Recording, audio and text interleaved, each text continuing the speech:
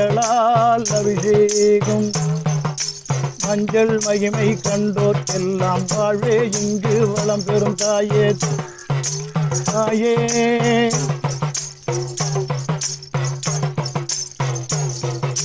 குங்குமக்காரி குலம் விளங்க வைக்க தாயே உனக்கு குங்குமத்தாலே அபிஷேகம்.